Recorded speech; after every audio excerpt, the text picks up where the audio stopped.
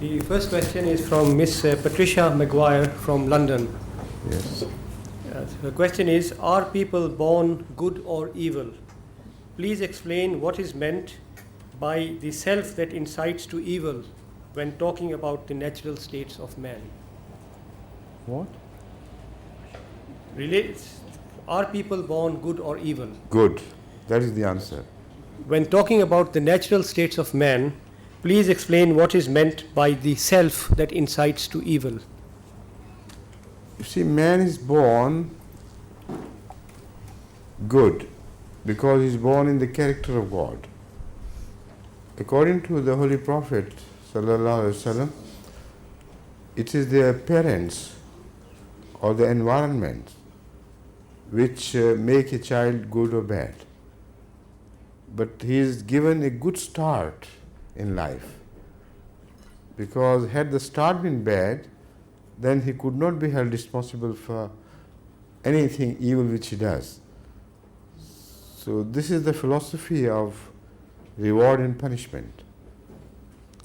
If a child, like we believe every child is born good, begins to deviate from the character on which he is born, largely it is the parents who are responsible, or the environments, or other circumstances. But if he succumbs to those pressures, then he'll be answerable. If he does not, then he will be rewarded. And the reward is always much greater than the punishment of evil. This is the principle as mentioned in the Holy Quran. Right? Yes. This question is from Mr. Danny Posova from Crystal Palace. His question is genetic engineering good for food consumption? Are there any side effects? I believe it is bad for human consumption, because what we know of the food and its values, since we have inherited the normal food and the values attached to it, good points and bad points, for thousands of years, we have already assessed the bad effects of continuous eating of bad food and good effects of food from human experience of the past. But the genetic engineer is far too new. It's like a newborn baby. We don't know what effects it will produce later on. Already I have many examples in my mind whereby, to begin with, a scientific experiment was lauded by the scientists as excellent and very good. But within the next 2 or 3 generations, the same scientists who lauded it decried it and said it is an evil thing, and they started withdrawing such medicines which are artificially created. So the basic to both is artificial creation, synthesis through chemical or physical knowledge, and you know where to strike off one atom and add another. This science creates new material of which we have no experience. That is what I mean. Genetic engineering is no different from this. And I should, I'm not that I'm going to go for genetic engineering, but I should advise people who go to do it with a pinch of salt. Thank you. This question is from Mr. Ronald Anderson from Worcester Park. With the advent of the nuclear bomb in the Asian subcontinent, the danger to the ancient cultures and traditions of the inhabitants of the subcontinent is apparent. However, must we look further east in the Asian continent for the real threat? Further east? How far east? Far east. Pardon? Far east. Why not look westwards? instead of looking into the east and going into the far east, the evil generation of nuclear bombs of all sorts are done in the West primarily. Whatever you find in Pakistan or India or other countries of the world, they are just trying to steal their secrets, which they try to guard. And nobody knows whether they really try to guard it or release the secrets to benefit from the outcome of these things.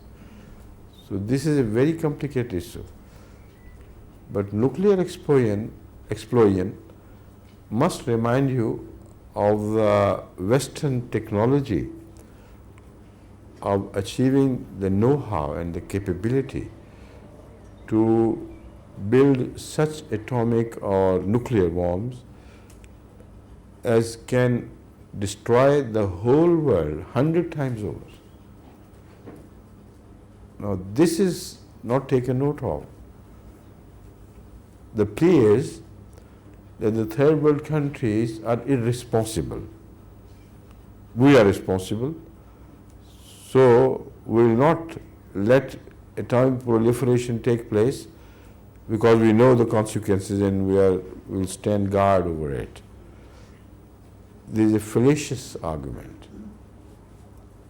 As I discussed the matter in Germany last time, and all the knowledgeable scientists present agreed with me that it's only matter of situation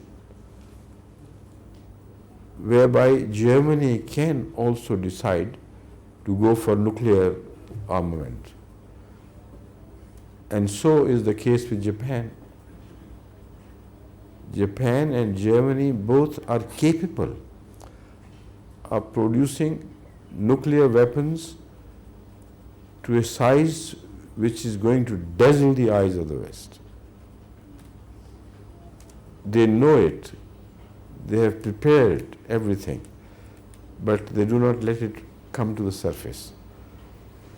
So atomic threat is not posed by a bomb or two of India and Pakistan.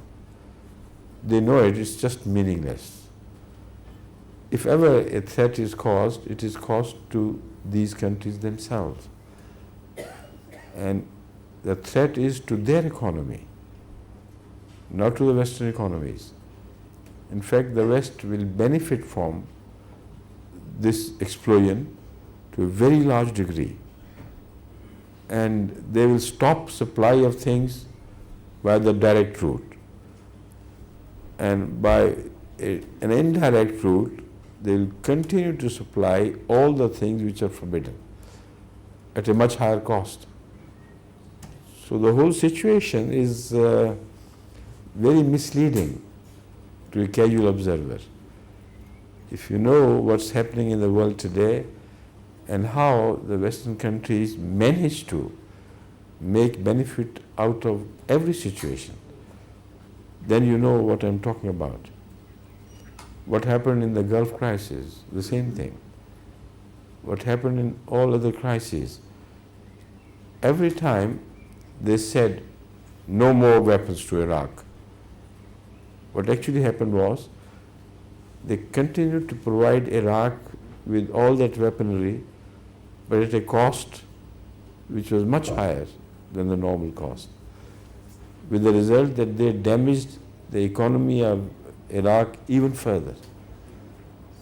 So you are playing in the hands of powerful people, such powerful people who can afford to reject morality if they like.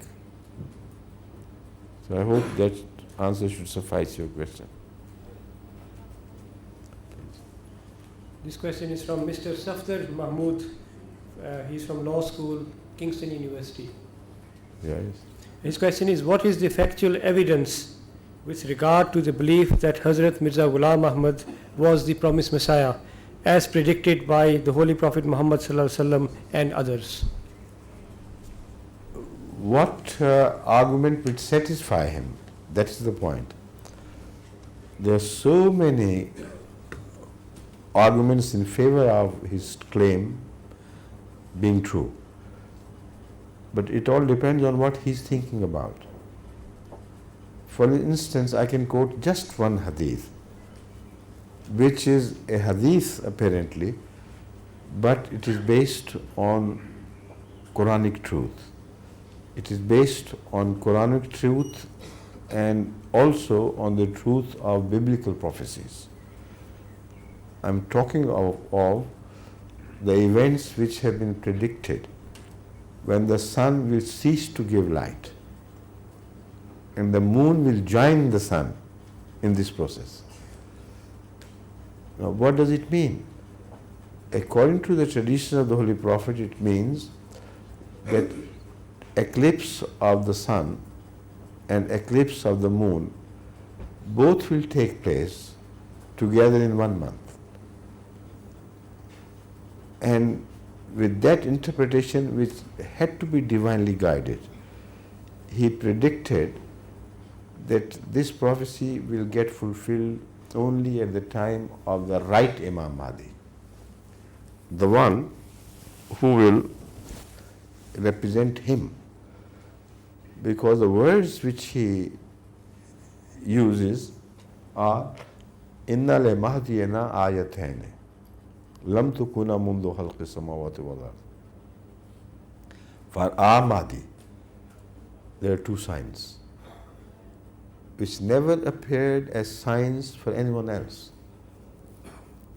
Now these 2 signs, as mentioned by him, are that the moon will get eclipsed on the, let me say,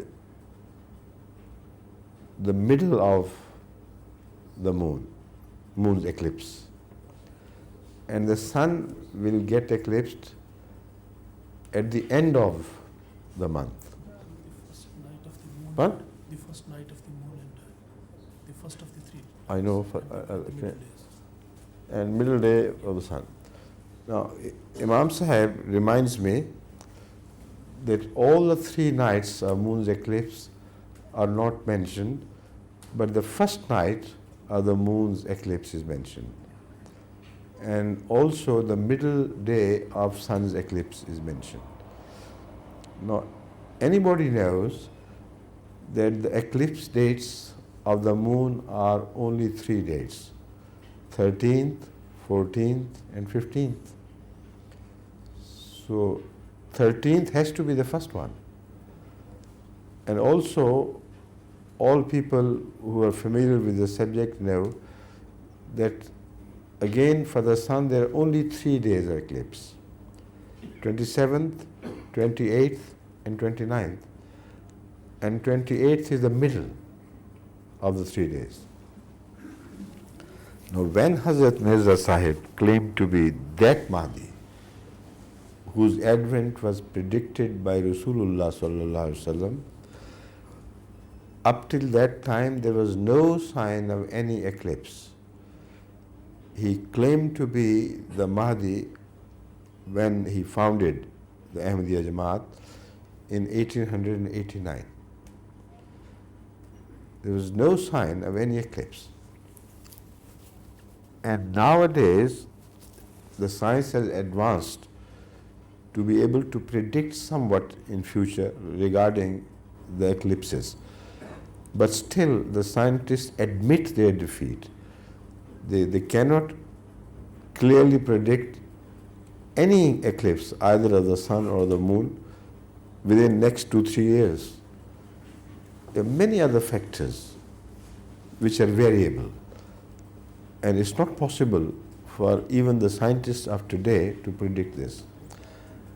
Now, when Hazrat Mirza Sahib claimed to be that Imam Mahdi, who was the Imam Mahdi of Hazrat Rasulullah sallallahu alaihi wasallam, the mullahs began demanding from him to produce the sign of the eclipse. The papers were all full of this. They said, all right, if you are Imam Mahdi, show us the sign which has to appear from the heaven. It happened in 1894. Almost 5 years after his claim to Madhaviyat. It was impossible scientifically to predict that. But there are other factors which are involved which make the situation even more complex.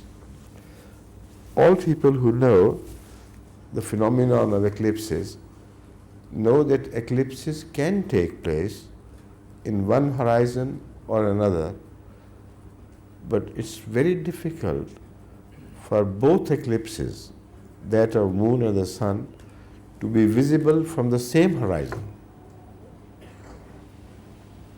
Because it's possible the sun may eclipse in Pakistan, moon may eclipse in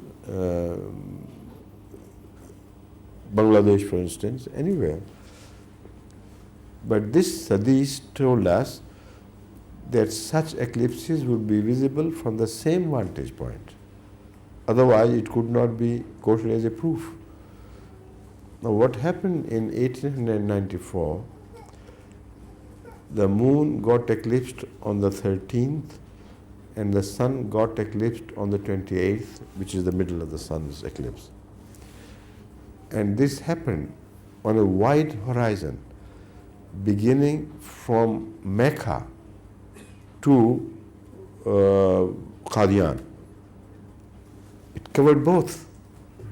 Now this is also amazing because some scientists whom I employed to work it out, they submitted their report that this is very rare, that both the moon and the sun should be observed to have eclipsed from the same horizon, spreading as far as from Mecca or Medina to Qadian. But this is exactly what happened. So this is a sign which any unprejudiced person should bow to, should accept. But only if you are bent upon refusing the truth of the Imam Mahdi, then it's your choice, you can do whatever you like. But this prophecy, which should be remembered, is not only the sign of the truth of the Mahdi, but also, in the first place, it is a sign of the truth of the Holy Prophet ﷺ. How on earth he could produce such a prophecy 1400 years ago? Unbelievable. So those who hate Mirza Ghulam Ahmad, at least they claim to love Rasulullah sallallahu alaihi wasallam, and God has bracketed these two in a manner that if you really love Muhammad Rasulullah sallallahu alaihi wasallam, you should not reject any prophecy which is a tribute to his truth and the greatness of his prophecies. So I think for the time being this should be sufficient, right? This question from Mr. Mushtaq Malik from Hayes. This question was referred to him by a Christian missionary, Reverend Tahir Archive. The question is the Prophet Muhammad, peace and blessings of Allah be upon him, mentioned in the Bible and Torah? Could Hazur kindly explain? Yes, the Holy Prophet is definitely mentioned in the Old Testament and the New Testament. It is a mention which everybody knows. In the first place, in the Old Testament, it was prophesied that God would raise from among you, your people, Moses, a prophet who would be like a brother unto you. But he would be raised from among your brothers. Now we know very well that Abraham had two progenies, one beginning from Isaac and the other beginning from Ishmael. So when this prophecy refers to the brothers of Moses, it evidently means that the Nabuwwah, the prophethood, would be transferred from this progeny to the other one. And from among your brothers, it says, God will raise that great prophet which is promised. Not only this, there are other references also, which for the sake of brevity I leave for the time being. Now I come to the New Testament. In the New Testament, it was very clearly predicted that Muhammadim will be raised, and he will be the future prophet. Now the word Muhammadim was kept unchanged in the scriptures for a very long time because it didn't hurt them. But when the Muslims claimed that Muhammadim is a clear name for Prophet Muhammad, why do you reject this prophecy? The answer is now, not the previous answer. The answer now is that it has to be some mistake, because Muhammad is a proper noun, and proper nouns cannot be pluralized. So Muhammadim, although it is written, but it has to be wrong. By the mistake of some scribe, it was written Muhammadim, but it does not refer to Prophet Muhammad, because that his name is a proper noun, and the proper nouns are never pluralized. Now this is a lame attempt to bypass the issue. It is a hard fact which can be proved from the other usages of the Bible that proper nouns are always pluralized as a sign of respect. When you want to respect someone, his proper noun is mentioned in plural. So this Muhammadim refers to the greatest of all prophets. It had to be pluralized. The best among those who are praiseworthy. This is the meaning. So also the word Ahmad is mentioned in the New Testament, and nobody can gainsay this, nobody can deny this fact, that the word Ahmad was found in the older scripts exactly as it is, A-H-M-E-T. And now they somehow cover it and they have attempted to remove it altogether from the text. Why? Because Ahmad is another version of the name Ahmad. Because T and D are mutually changeable. So when you say Ahmad, it means Ahmad. And this is exactly what the Holy Quran tells us, that do they not read the word Ahmad written in their testament? It is that Ahmad who has come. But when he came, then you rejected him.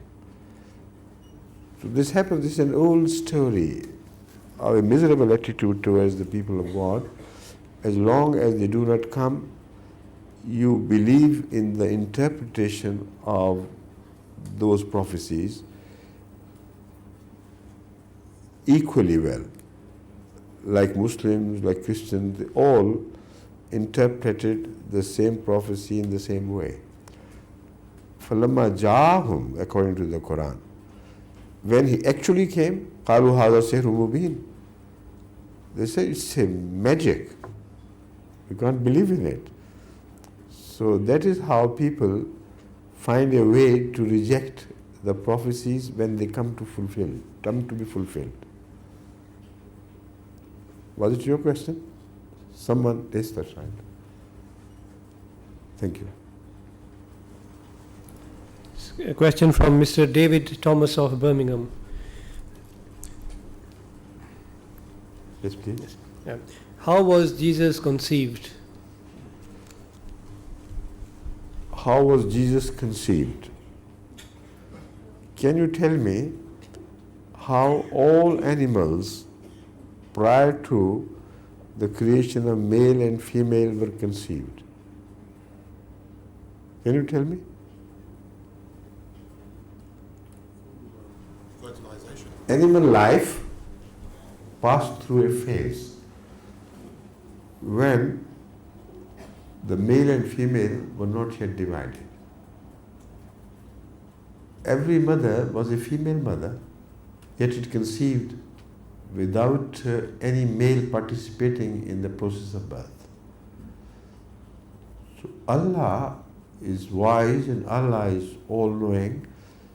If He so decides, He can create someone according to some hidden laws of nature, which do not remain hidden when we study the past.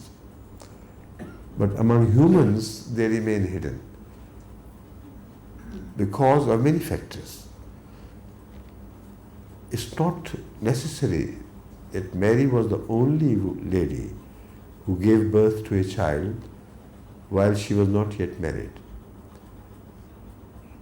There are many evidences from all over the world now gleaned by the scientists which show that human mothers can give birth to babies despite any man touching them. So it's not a very vital question which you have raised. You must admit that there are many factors of the world which we do not know clearly, but scientifically we can prove the possibility. So whatever happened in the case of Mary, Allah knows best. It was a miracle because at that time all these secrets of science were not known. And the secrets of science, if they were known, it was not possible to particularly apply them to a certain lady. So later events told us that God caused the miraculous birth of Jesus Christ from Mary despite a positive knowledge of us that she had not permitted any man to touch her. So it is possible. And if not possible, what is the alternative? We do reject Jesus Christ as someone born of illicit relationship? If you are a Christian, you will never think of it. So already you believe that God can create out of nothing. Already you believe that at least in the case of Mary, it was not creation of a child out of nothing. There was some mechanism already provided to Mary which could be activated by God. So this question is not at all any difficult question for you to ponder. Right? Thank you. This question is from Dr. Boz Aida. Does Hazur think that there is such a thing as predestination of individuals? If so, is this fair? In a manner of speaking, yes. Because we cannot choose the circumstances of our birth. So every child who is born to a parent inherits the environments willy-nilly, which is not his choice at all. A child is born into a bad family, evil family. A child is born among poor, poverty-stricken people, and also the contrary is true. So if you think deeply over these things, you begin to discern the hand of destiny in that. But that destiny does not mean that such people are not responsible for their acts. Some people may be given a very poor and bad start. But according to the Quranic law, God decides the fate of such people in accordance with their own personal participation in things. A man is born in a wicked family. Very likely he will grow up as a wicked person. But if he begins to move away from the evil traditions of the family, even bit by bit, that person will be taken care of by God and he will be rewarded. So the issue of destiny is a very complicated issue where you have to believe in a predestined birth of a person because his birth is not of his choice. But when it comes to his treatment by God, then there is no complication at all. Humans do not know the circumstances in which a person acts, but Allah knows. So He has a keen eye on the behavior of every person born anywhere.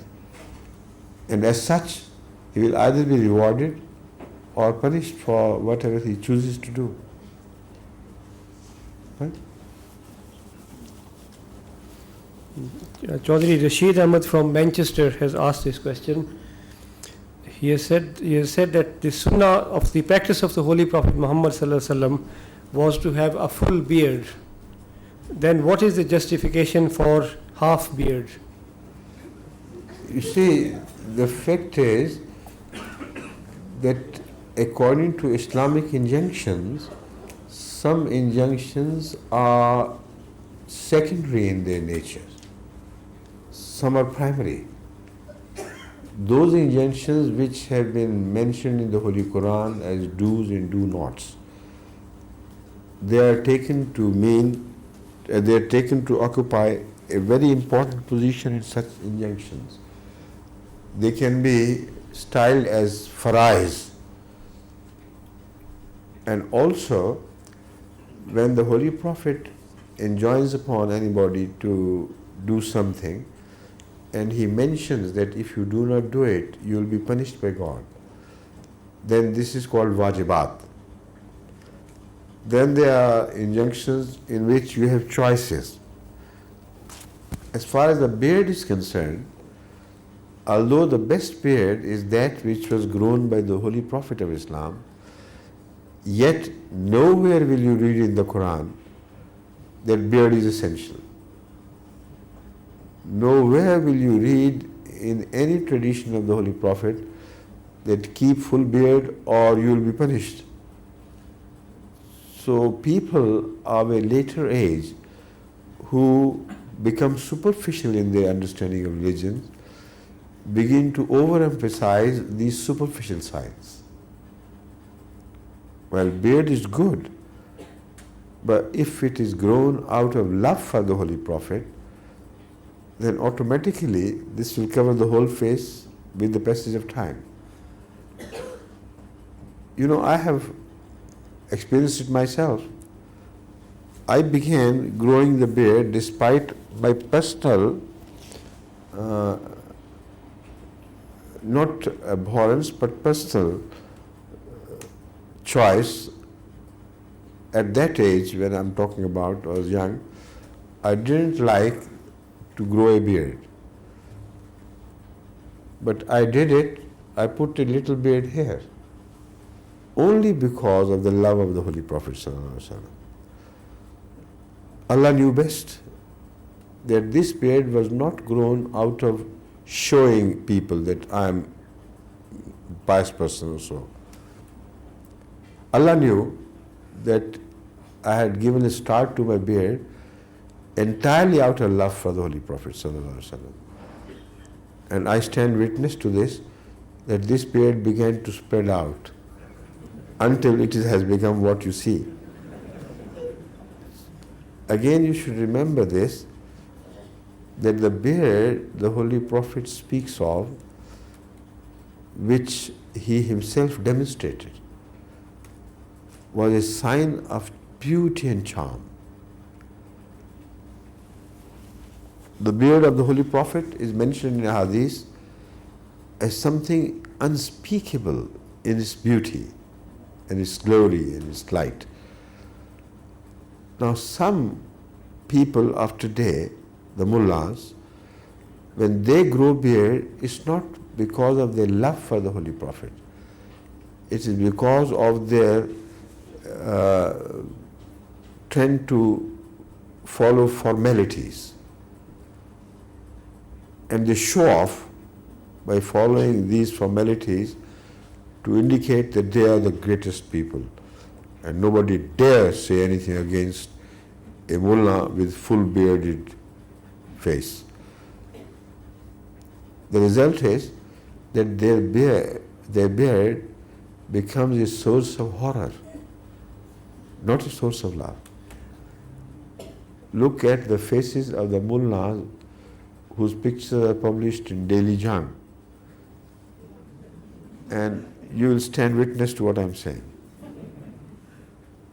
Their beards are so horrible. Those who may have entertained the wish to grow a beard, after seeing these pictures, he would say, "My tawbah.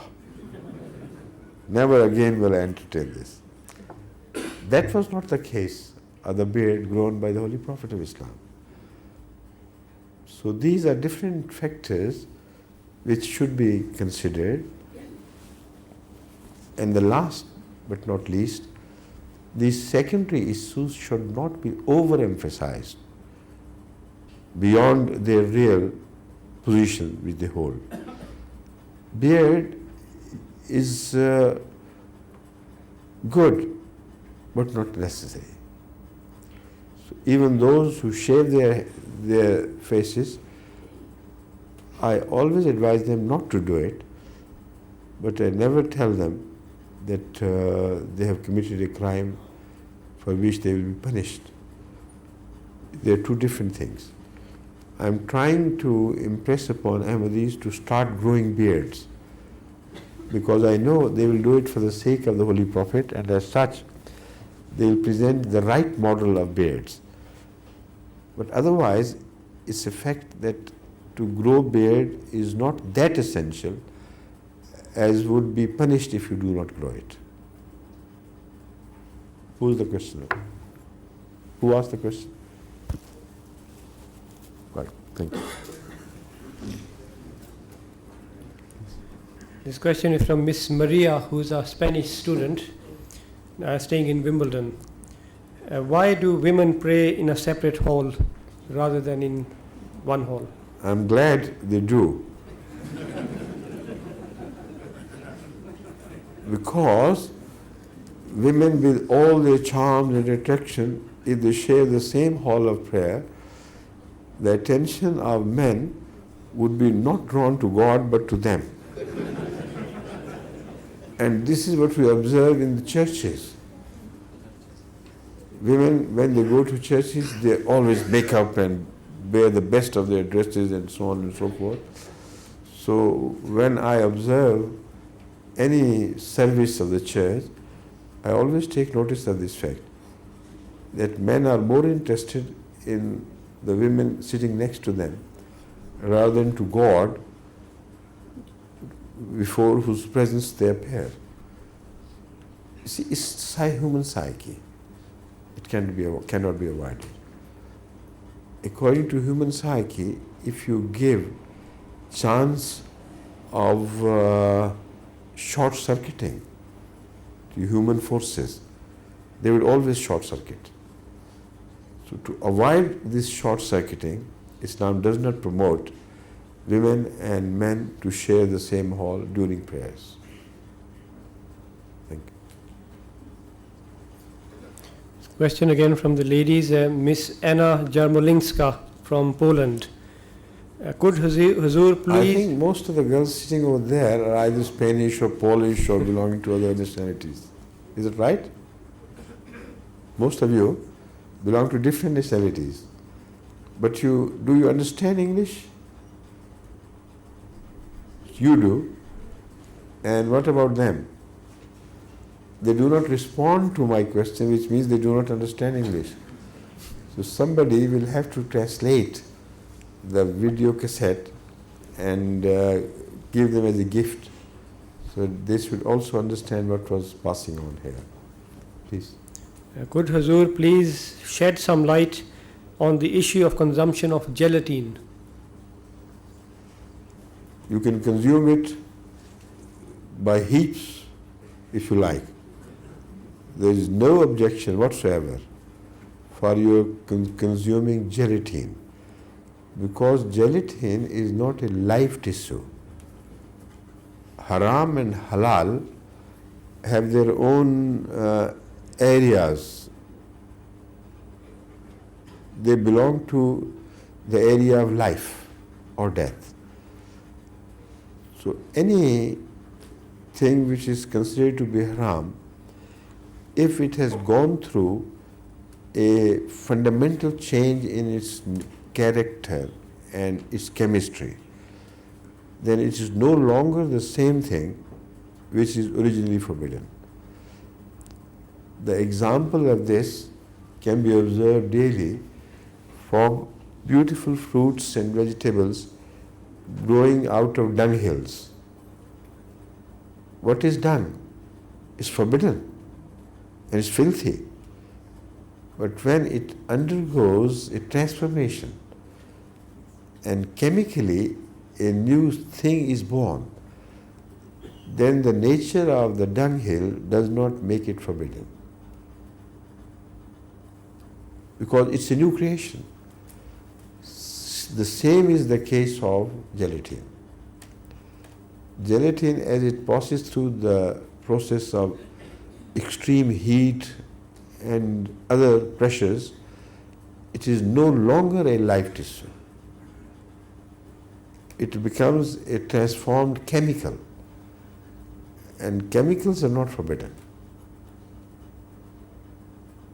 So anybody who may have entertained some hesitation can eat as much jelly as he likes. Please. Question from Mr. Richard Norton from the School of Law, Kingston University. Yes, please. Will Your Holiness please clarify what is meant when the Holy Prophet Muhammad, peace and blessings of God be upon him, is described as the last of the prophets? Does it mean that he is the last in time? There can be no prophets after him? Or does it mean that he is the norm and standard by which later revelations might be judged? If I give a short answer but satisfactory at the same time, I will remind you of two things. Number one, the Prophet of God, Prophet Muhammad Sallallahu Alaihi Wasallam, who himself claimed to be the last prophet, also predicted the advent of a new prophet, Jesus Christ. Now, is that contradiction? Most certainly not. It shows, with the help of another hadith, that until the time of the appearance of Jesus, there will be no prophet born between the time of Muhammad Sallallahu Alaihi Wasallam and the time of Jesus. There is a very clear prediction. La Nabiya Baini wa Bainahu. There will be no prophet, he said, between me and the advent of Jesus.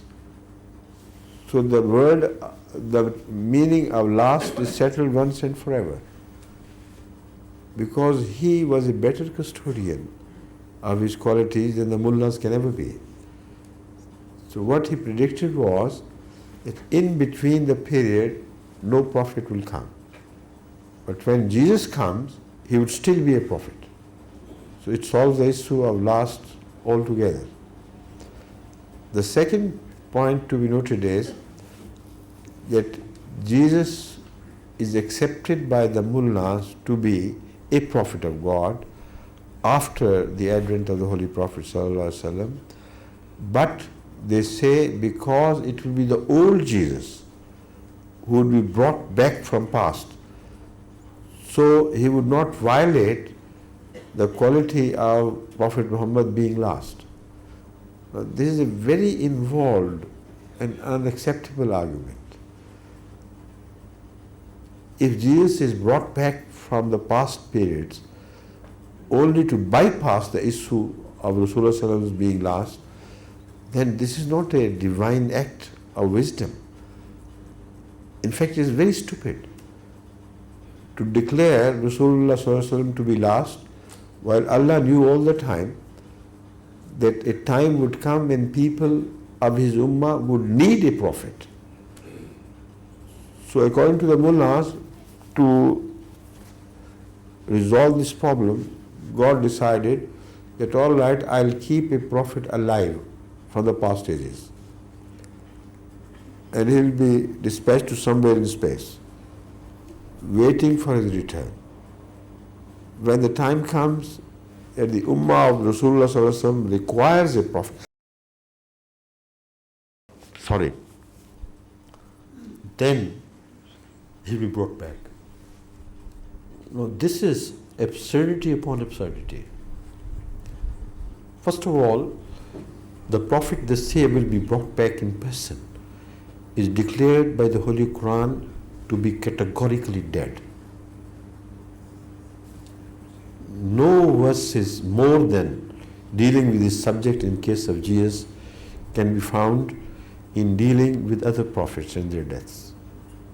His death is so much emphasized and so repeatedly emphasized that these verses leave no doubt for us to entertain the view that Jesus of the past is dead.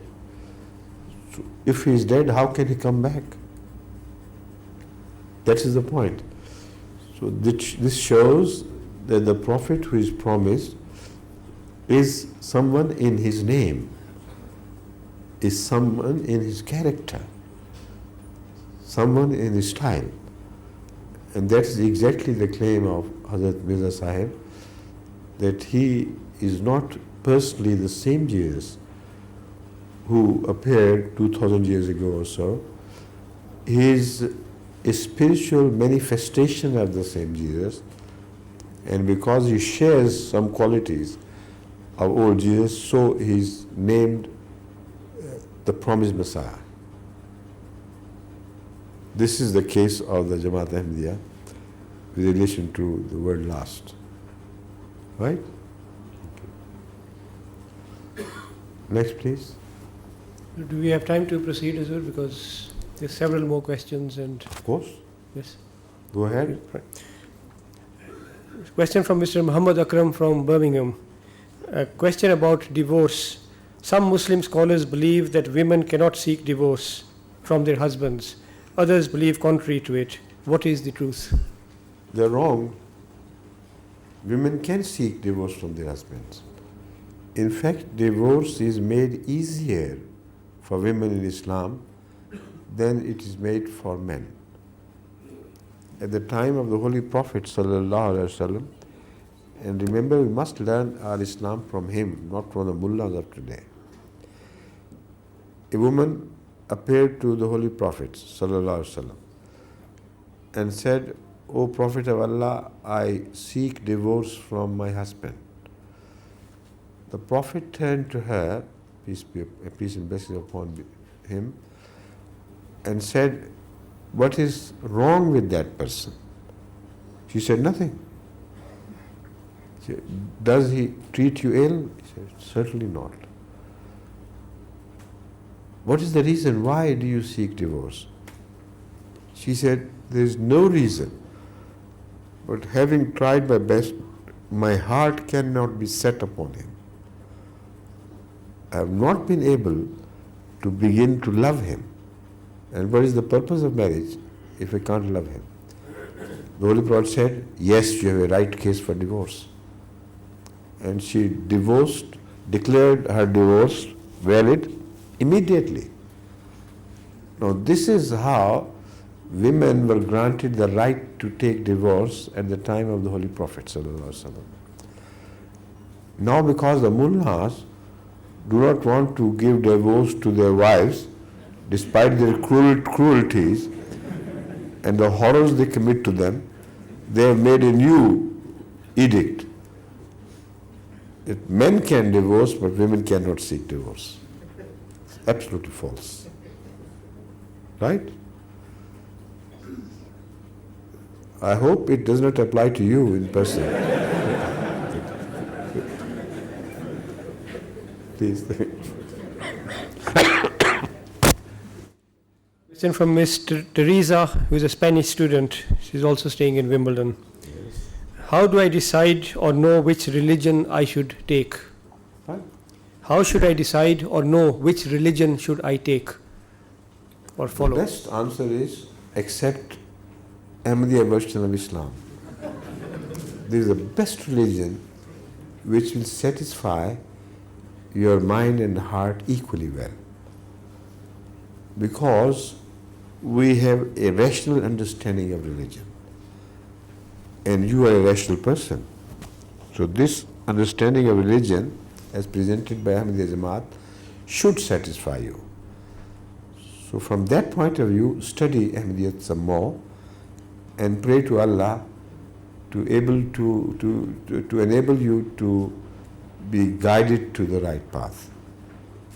If you pray with full submission to God's will, I'm quite sure that He will lead you on to us, inshallah.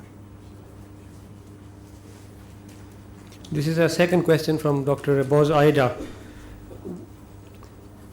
Who's the person? Yes. Yes. Yes. When there is conflict in a country or conflict between neighboring countries, should there be outside interference or should the people involved be left on their own even if it meant them exterminating themselves? You see, this is a question which cannot be controlled by any outside factors or inside factors, because there are very powerful governments which are involved, and they will not listen to my advice or the advice of any person who is directly involved.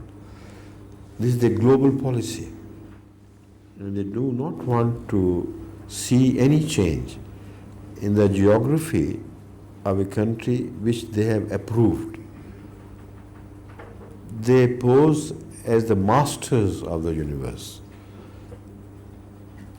According to an understanding between the powerful nations, if they decide the geography of a country has to be changed, they will permit it to happen. No problems. But if they decide not, then trouble will start, and whatever may happen, the people within or outside such countries who help them in their attempt to achieve a revolution will definitely be frustrated. They can't achieve anything except for bloodshed. So one should accept the reality of the supremacy of advanced nations. It's not submitting their will to theirs of volition. It is submitting your will to theirs because it's unavoidable.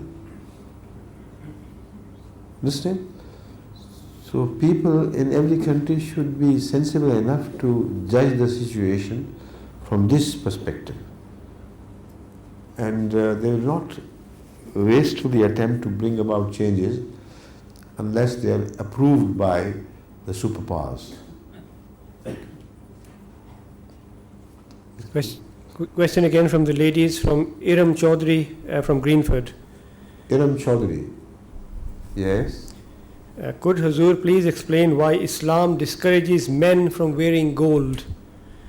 And are there any scientific findings? You see, gold is forbidden to men for many reasons. Gold is understood to mean a sign or means of decoration which men do not require. Let women be decorated with gold and let men be decorated with steel. These are the different roles they perform in the life. So as such, the Holy Quran, and in the light of the Quranic teaching, Prophet Muhammad sallallahu alaihi wasallam forbade men not only to wear gold, but also to wear silk, which is also a sign of ladylike character. Ladies like to be dressed in silk and look soft and beautiful. If men do the same, they will begin to lose some of their manly qualities. So I've seen many such people who wear gold and who wear silk, and they are more like ninnies than men. So that is the main reason why it is forbidden. This is the last question, again from Mr. Paul Pusova from Crystal Palace. What are the main differences between Islam and Christianity? Why should I accept Islam? You see, the main difference between the Christianity and Islam, if you study the difference at the sources, is not much at all. Fundamentally, it is the same. According to the Holy Quran, all religions, not only Christianity, were fundamentally in agreement with all the other religions when the revelation was made for the first time. But with the passage of time, man began to interpolate and interfere with the teachings of their original religions. Now, why must you change your faith from Christianity now is because you are not following Christ, you are following St. Paul. St. Paul has no right to dictate religion to the people. It was Jesus Christ who had the right to dictate divine religion to people. And that is why his brother James, who was appointed by him to deputize him after he had migrated, stuck fast to the teaching of Torah and to the teachings of Jesus Christ, that Torah must also be followed, not only in letter but also in spirit.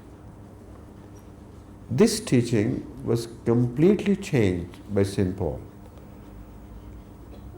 And any honest scholar of today would support this contention. So why must you follow St. Paul when he was not appointed by God, nor was he appointed by Jesus Christ? He was a self-styled reformer whose understanding of religion was absolutely false on many counts. So it's no time for me to analyze the whole case. Only the other day, during my meet session with MD research scholars, I had pointed out to them to write a thesis on this aspect of St. Paul's attempt to destroy Christianity. And we have enough evidence from his own books to prove that he was neither a Christian nor a Jew nor anyone to be followed. He was a self-styled reformer who wanted only self-aggrandizement. And his teaching was most, if not obnoxious, self-contradictory. So if no other reason is needed by you to change your present stamp of Christianity, this is enough reason. Secondly, study the teachings of your inherited Christianity and compare it with the Islamic teaching. And by a detailed study and comparison, I'm quite sure, inshallah, you'll be led to Islam. Thank you.